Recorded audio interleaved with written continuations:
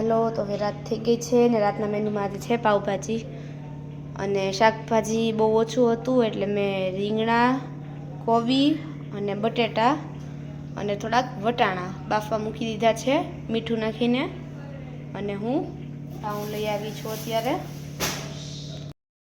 જો હું પાઉં પણ લઈ આવી છું એક સાઈડ આ બધું બફાઈ છે હવે આપણે વઘાર કરી લેશું એક પાવભાજીનો અહીંયા આપણું બધું શાકભાજી બફાઈ ગયું છે જોઈ શકો છો તમે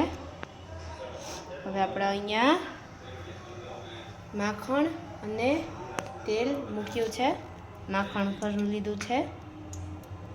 એનાથી ટેસ્ટ વધારે સારો આવે છે પાવભાજીમાં એટલે હવે અહીંયા આપણું બટર મેલ્ટ થઈ ગયું છે હવે એમાં આપણે નાખી 1 ચમચ હિંગ આ થોડુંક લસણ અને લીલા મરચાં અને સેજ જેવું મિક્સ કરીને આમાં આપણે ડાયરેક્ટ નાખી દેવાની છે આપણી ડુંગળી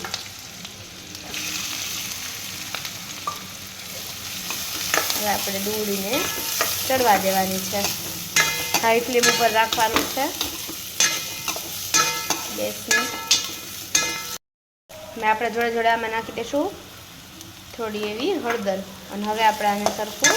મિક્સ કરી દઈશું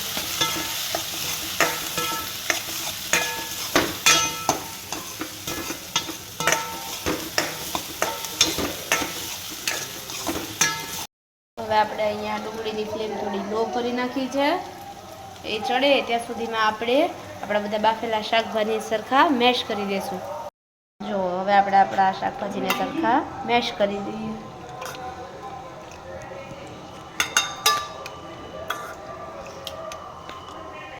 હવે તમે જોઈ શકો છો આપણું બધું શાકભાજી સરખું મેશ થઈ ગયું છે મસ્ત મજાનું અહીંયા આપણી ડુંગળી પણ ચડી જ ગઈ છે હવે આપણે આની અંદર લાલ મરચું નાખીશું હવે આપણે આમાં મરચું એડ કરી દીધું છે અને હવે આપણે સરખી રીતે મિક્સ કરી દઈશું અમે થોડું વધારે સ્પાઇસી જમીએ છીએ એટલે મરચું વધારે રાખ્યું છે તમે તમારા ટેસ્ટ અને સ્પાઇસ ટોલરન્સ હિસાબથી મરચું રાખી શકો છો હજુ થોડી વાર આપણે આપણું મરચું સરખું શેકાવા દેશું અને એની પછી એમાં ટમેટા એડ કરી દઈશું હવે આપણે ટમેટા પણ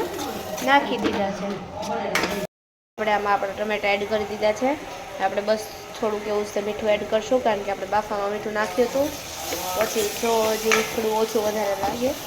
તો એને એડ કરી દઈશું પાછું આપણે આપણો એવરેસ્ટનો પાઉંભાજીનો મસાલો પણ આમાં એડ કરી દીધો છે થોડો આપણે આમાં આપણે બાફેલું શાકભાજીનું છે હતું એ બધું નાખી દીધું છે આપણે આને સરખી મિક્સ કરી દઈશું ચલો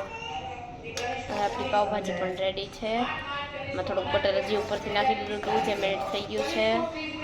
અને સેજ લો ફ્લેમ ઉપર ઘડી ગેસ શરૂ રાખ્યો છે હવે આપણે આમાં ઉપરથી કોથમીર નાખી દઈશું એટલે આપણી પાવભાજી થઈ જશે રેડી